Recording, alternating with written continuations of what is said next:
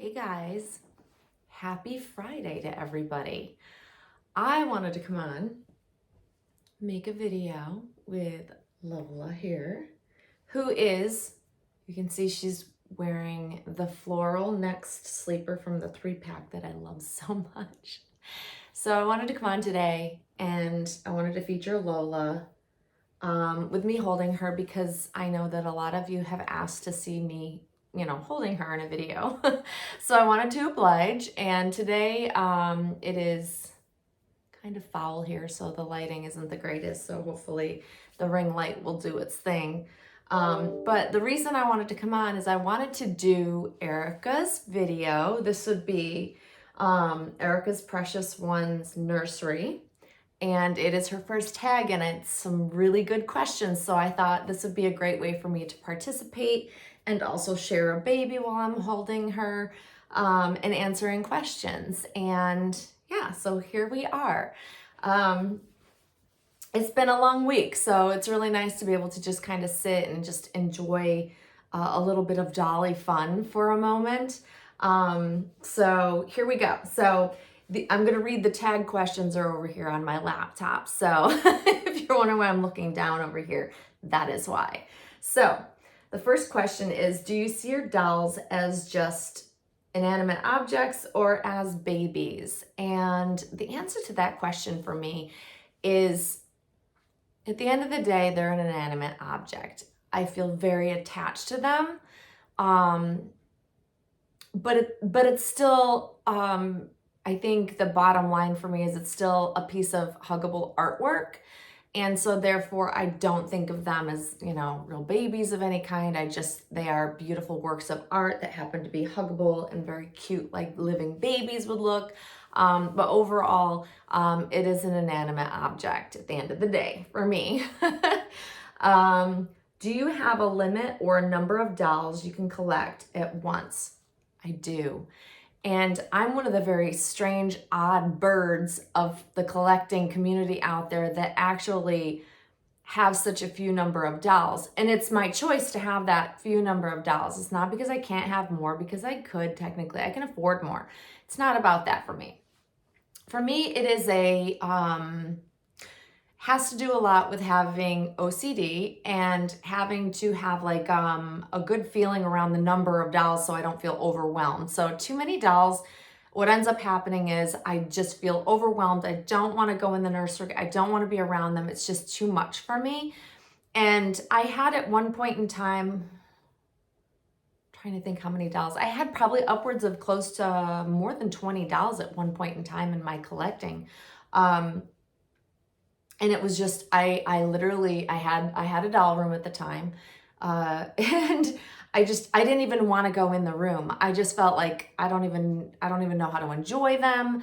There's too many, it's too cluttered. It doesn't look like a nursery would look, So for the realism that I'm trying to achieve by having a nursery is a lot to do with the realism of being able to walk in a room and see a living baby in the nursery, or maybe 2 at max.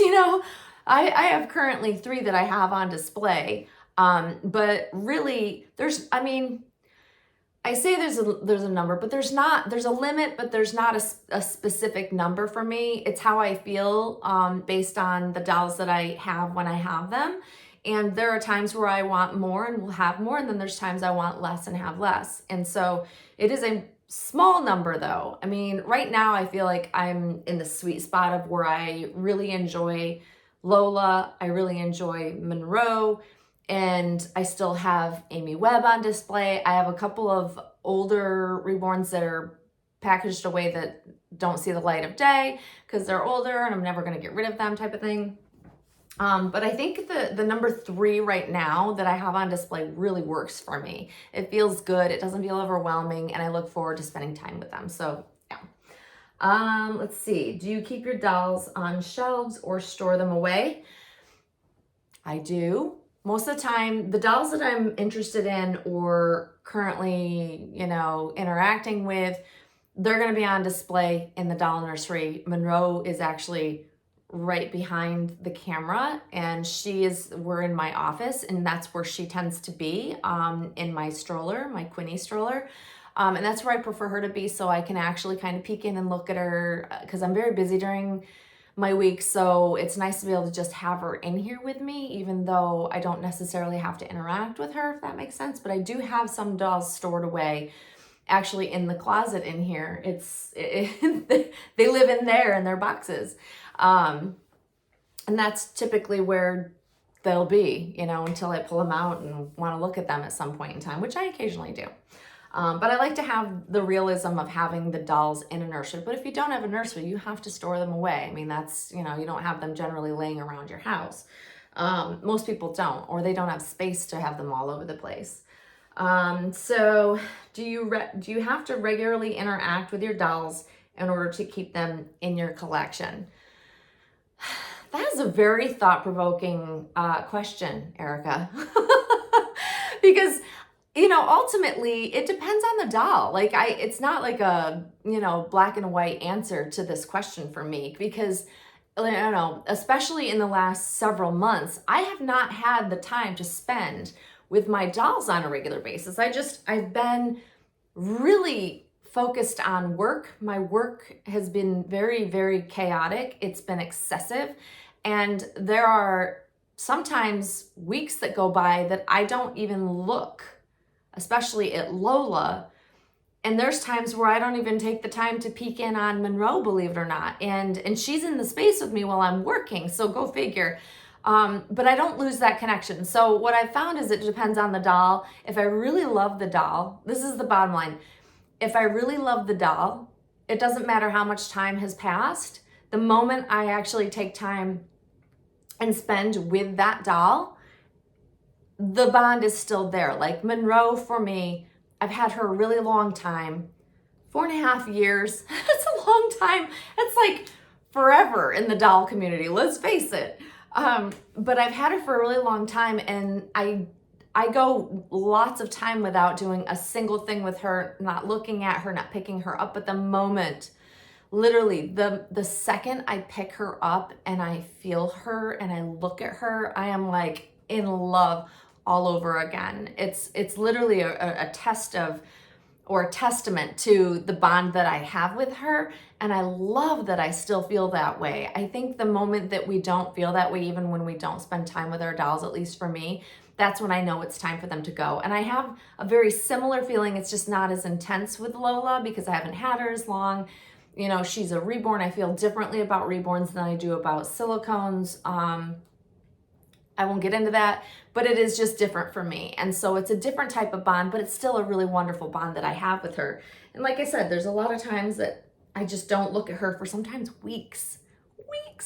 And then I poke my head in and I look in the nursery and there she is, just curled up, because I do leave her in like a nice little curled up fetal position, usually with her back to me, like I showed you in the last video. It's like one of my favorite positions to look at her. I don't know.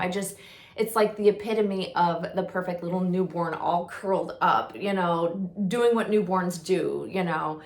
And so for me, that's all it takes. But if I don't really have a great bond with a doll, yeah, time not spent with them usually means, you know, time to go, time to move on. And that's how I know I have no problem boxing them up and sending them on to a new mommy, if that makes sense. But gray area, it depends for me. Let's see. I think that's the last of it. I think that's the last of the questions. Erica, that was a great set of tag questions. Fabulous for your first tag. I can't believe you've never actually started a tag before, so yay you. Thank you for putting this out there, because these are good questions. These are thought-provoking questions that I haven't heard anybody else really talk about, so these were really good. I thoroughly enjoyed it. I know Lola is thoroughly enjoying being on camera because she never gets held on video. You know, Monroe has for sure, but you know, poor Lola gets kind of left out sometimes.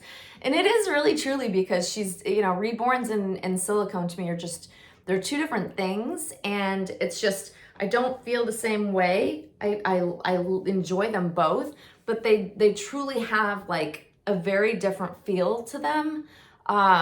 When I'm talking about them, the bond with them, the interaction with them, I don't tend to hold her nearly as much as I should.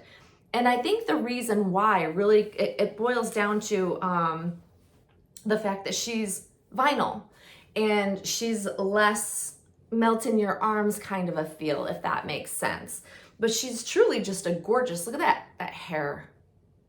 I have to say that this baby has the very most beautifully rooted head of hair.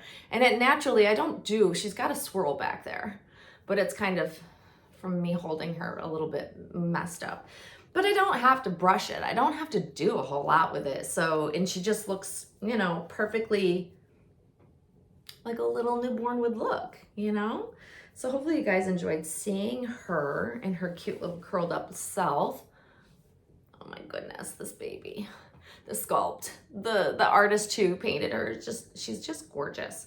So hopefully you guys have enjoyed my tag answers to Erica's questions. Thank you again, Erica, for putting out the tag. I'm always so happy to participate when I can, and today is very quiet for me, so it enabled me to be able to come on and make this video. So I hope you guys are all having a great start to your weekend, if it has begun for you.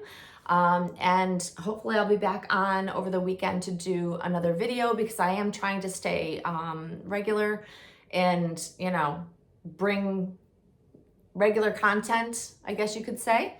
But yeah, so happy Friday, guys, and we will see you all soon.